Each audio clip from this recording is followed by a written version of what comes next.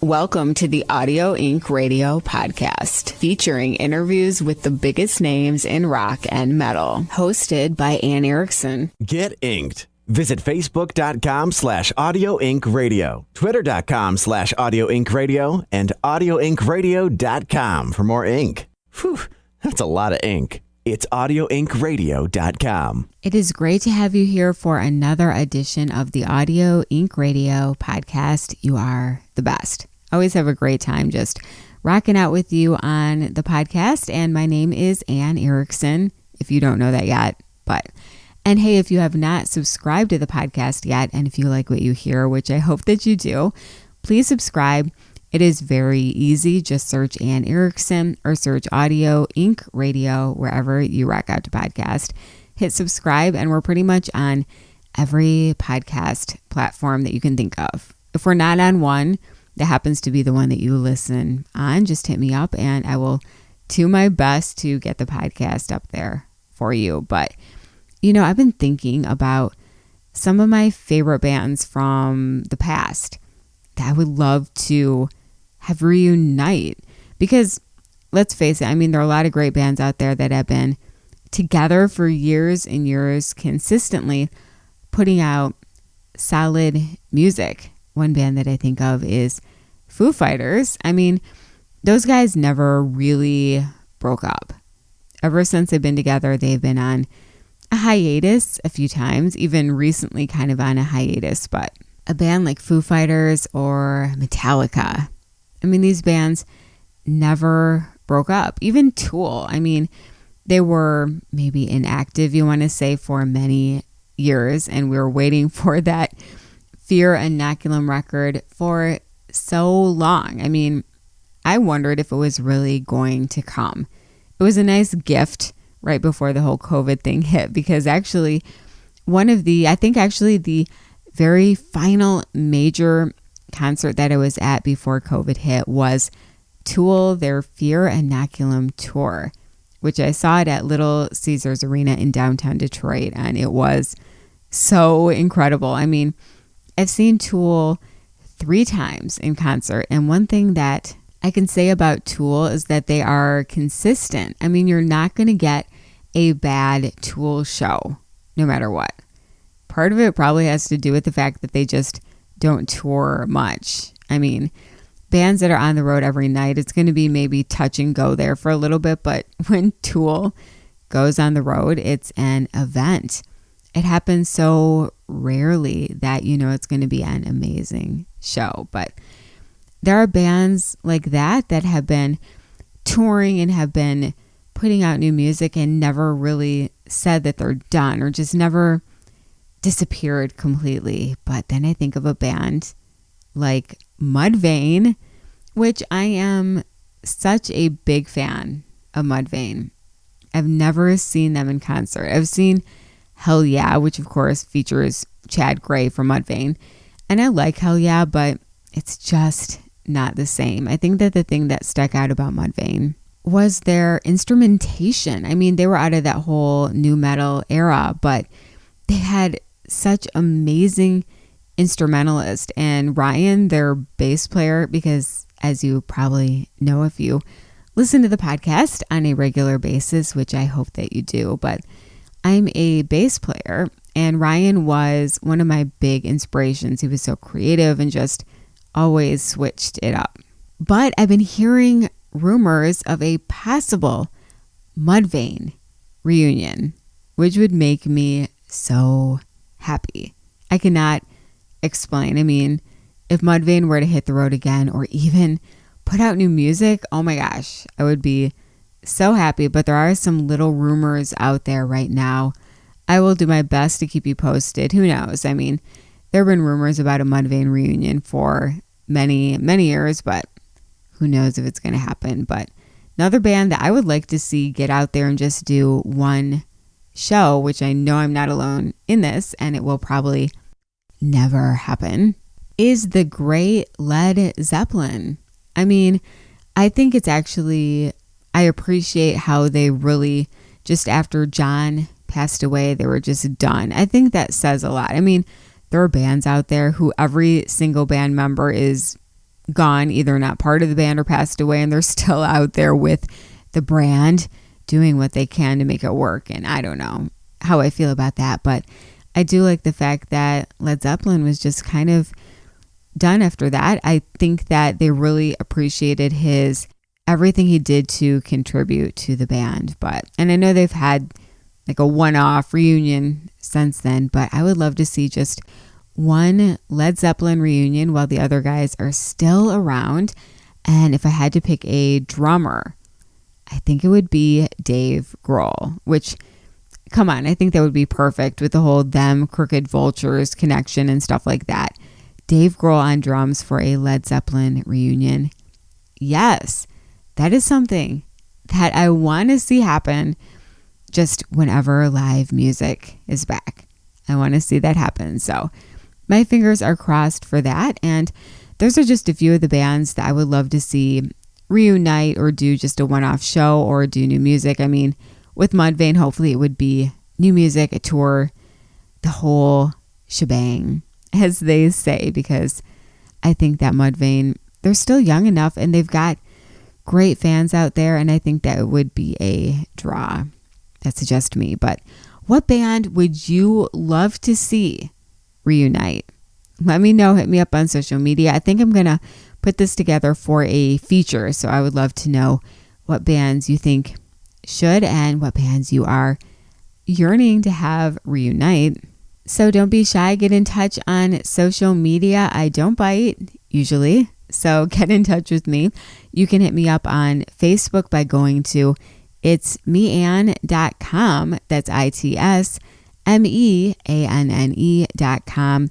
Itsmeanne.com to link up on my personal Facebook, Twitter, and Snapchat at Anne Erickson, Instagram at Erickson Anne. It is that easy, and I'm pretty much always online, so I will definitely get back with you, and you can help me with this feature that I'm going to write about bands that we want to see reunite. And you can also hit me up on email, anne@audioinkradio.com.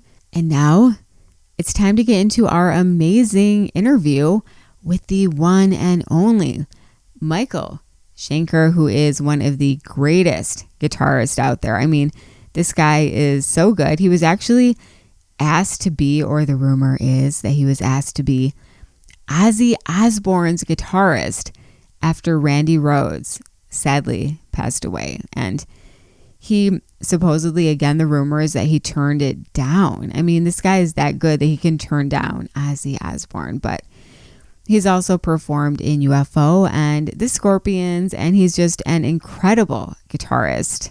He has a new record out that celebrates 50 years of him being a musician, which crazy to think that he's been rocking it for 50 years. That new record is called Immortal, and it features a bunch of really cool guests on there, just pretty much a who's who in the metal world. And Michael is from Germany, so some of them hail from Germany, like Ralph Scheepers of Primal Fear, who was a guest on the Audio Inc. Radio TV show, which you can check out at youtube.com/Audio Inc. Radio to check out that interview with him. But very happy to have Michael on the show. We're going to talk about a bunch of different things, such as Eddie Van Halen. I mean, I still cannot get over the fact that we lost Eddie Van Halen last year. He is deeply missed, and we'll talk about lots of cool stuff. Would he ever do something with the Scorpions and UFO again? I don't know. We're going to ask him. So lots of great stuff to talk about with Michael. Let's get into it right now. Hi, this is Michael Schenker. You're listening to Audio Radio.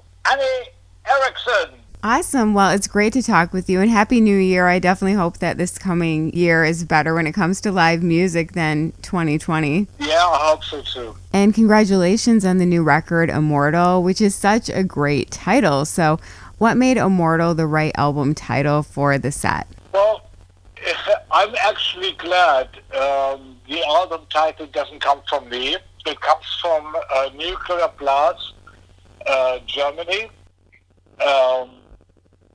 And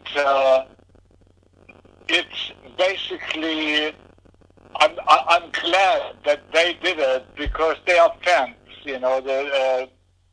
Marcus Steiger, the boss of Nuclear Blast, once said to me that if you, Michael, wouldn't have been, he wouldn't have been. And there wouldn't have been a Nuclear Blast, and he wouldn't have started his thrash metal attempt 30 years ago. And an Australian magazine said something similar. They said, like, if I wouldn't have been, thrash metal and all the other metals would have never happened. And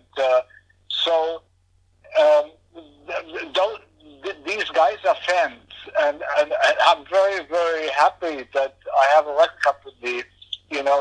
They actually have like 80% of their musicians are Michael Schenker fans, and so it's just very nice to hear that I had without ever looking for it, such an impact on so many people. And so I'm very happy that they came up with the title Immortal, because that's what they believe in. That's awesome. And one thing that really stands out to me about the record is all the great guest musicians. So how did you go about picking all of these amazing guests? Yeah, I mean, originally, that's what I had planned to, in 2019 to make an album, a 50th anniversary of Michael Schenker,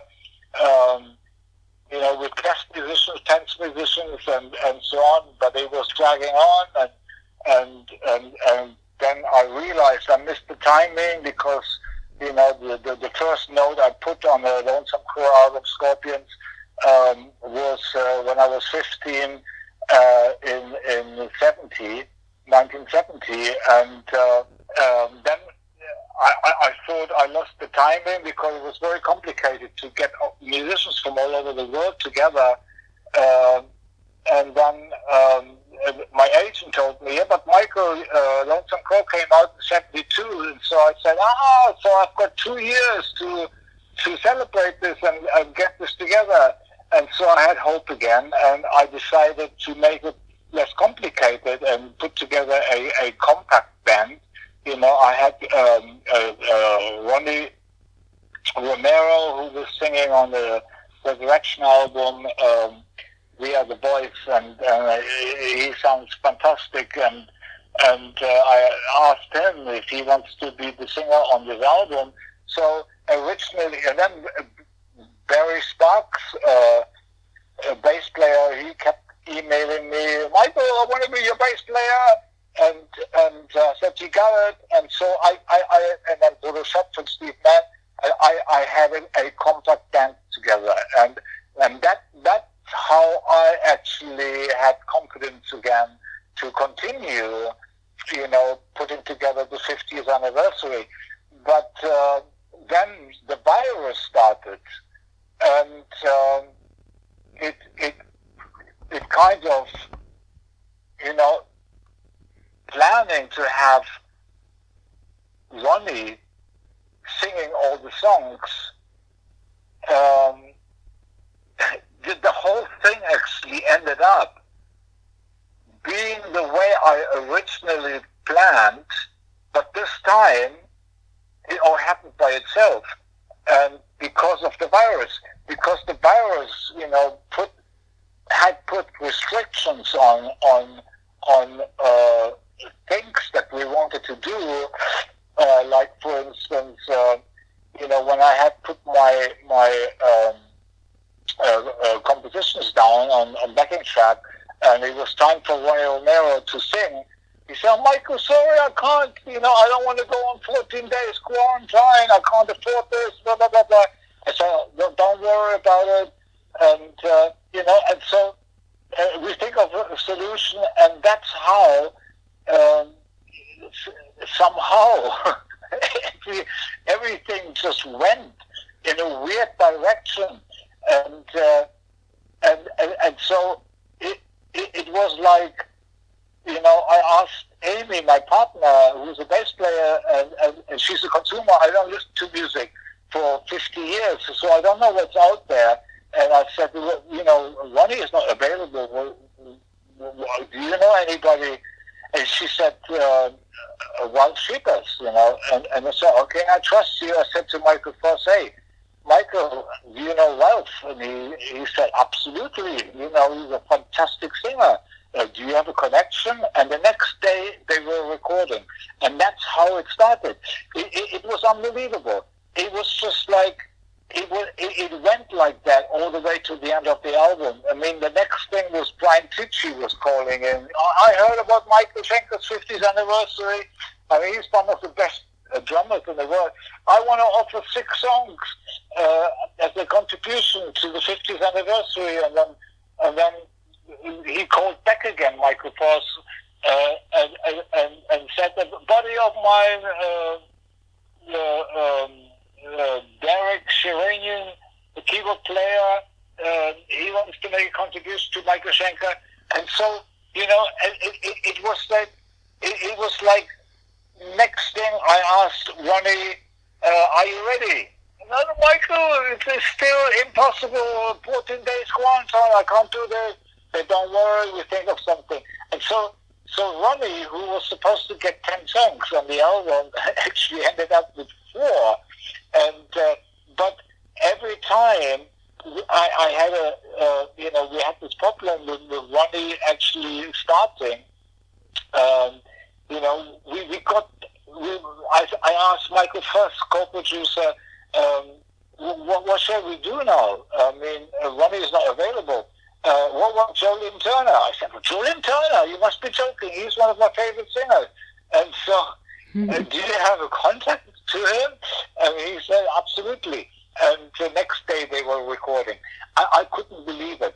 I mean, everything I planned in 2019, all of a sudden, it just happened all by itself. And that's why I sometimes call the virus like a bittersweet situation. I mean, nothing sweet about it, to be honest, but there is a saying, but it actually directed everything in such a wonderful way that I couldn't be any happier. I mean, I could not have planned anything like this.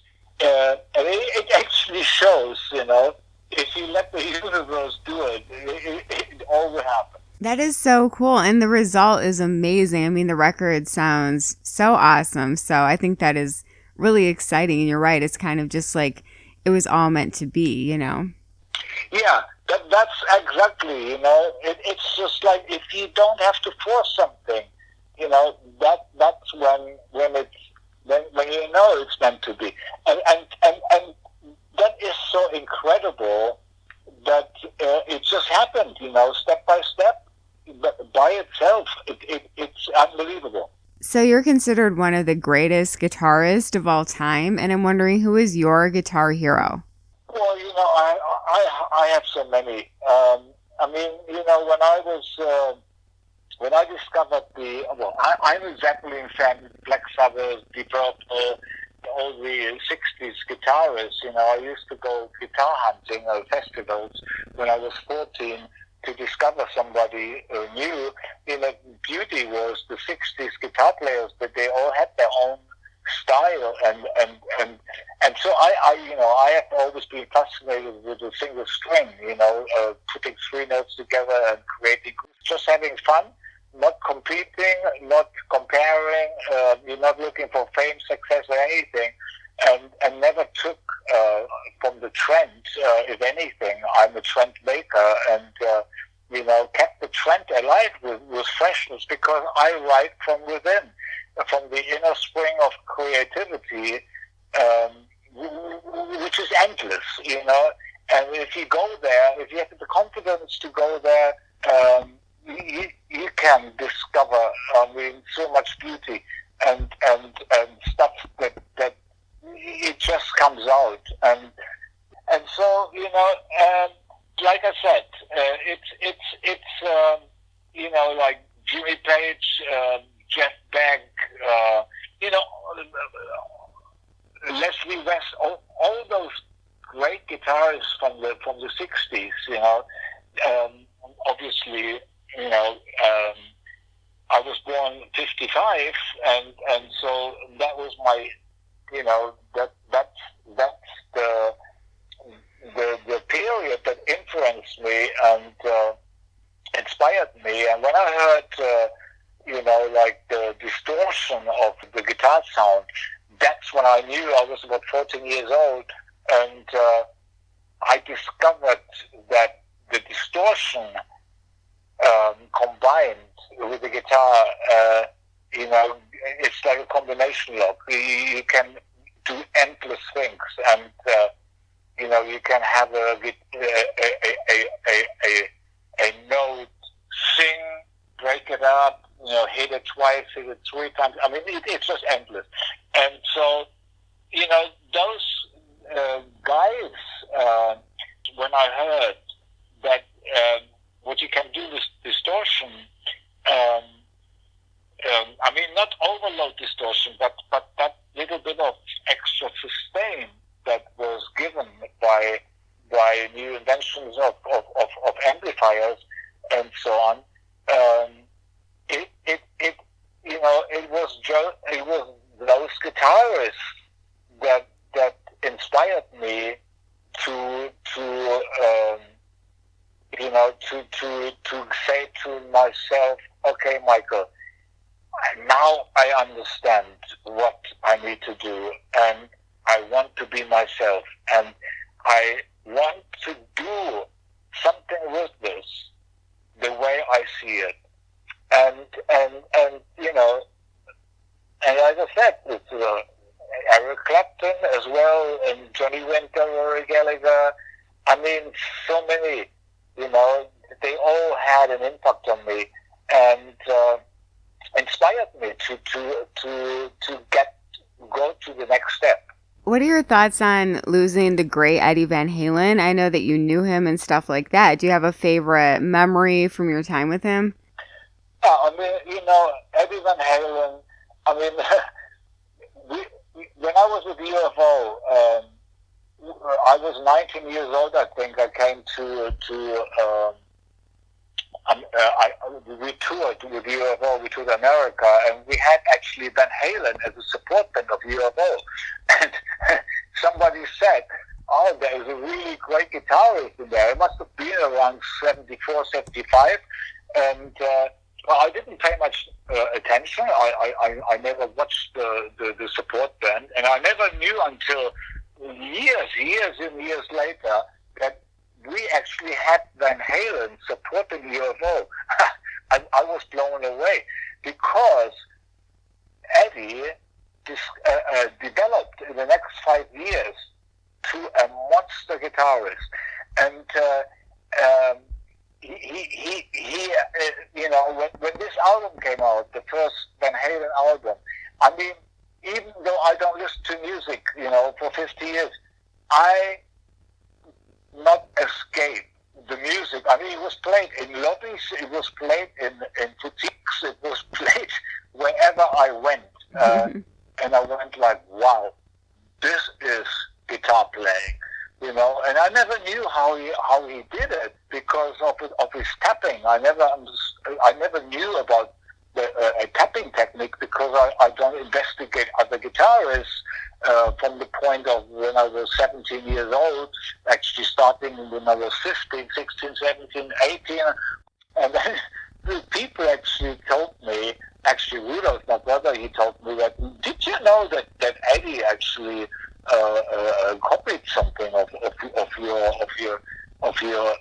guitar playing? And I said, no, I didn't know. But, all these things came out to the foreground later. But the main thing is that Eddie Van Halen is such a complete guitarist. Like I said on my website, it's just the sense of rhythm and the sense of melody, and then of course his tapping technique that once I found out about it, kind of understood a bit more about what was so amazing, because it was very new, and I couldn't understand how notes can be put together that way. And but even without the tapping, I mean, people trashed Eddie by copying his tapping technique, wanting to become overnight success. And the tapping is actually not very emotional. It's just a technique. But if you have what Eddie had, and combine this with his sense of melody and his charisma and his lovely way of how he presented himself on stage. Scorpions and we went in '79 when I joined the Scorpions for the Love Drive album, just for the album. We actually went to I can't remember if we were invited or if we knew that, but I actually later found also out that they were Scorpions fans as well, and UFO fans, and Van Halen. And so I guess all combined together, me just focusing so much on music, and it was the rest of the Scorpions, they somehow were more into the direction of fame and success, and we ended up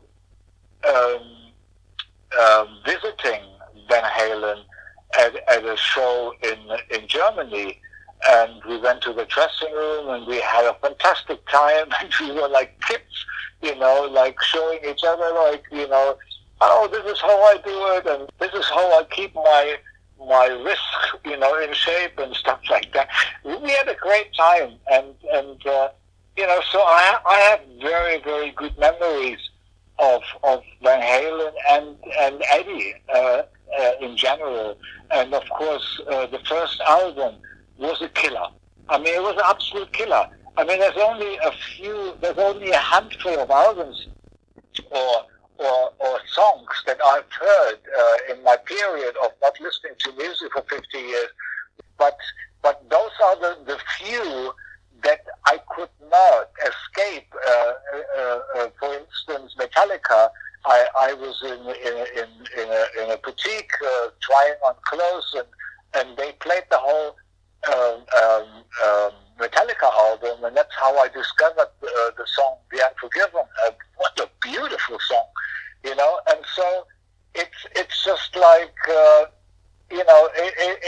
it did happen once in a while that I was very amazed, by a handful of people that did something extraordinary. But I'm sure there is a lot of stuff out there that is very extraordinary, but I don't know about it because I don't listen to music. Right, yeah. Now, you've played with such legendary bands, over the years. Would you ever get back together and do a one-off show with anyone from like Scorpions or UFO or anything like that, you think? No, I think it's all done.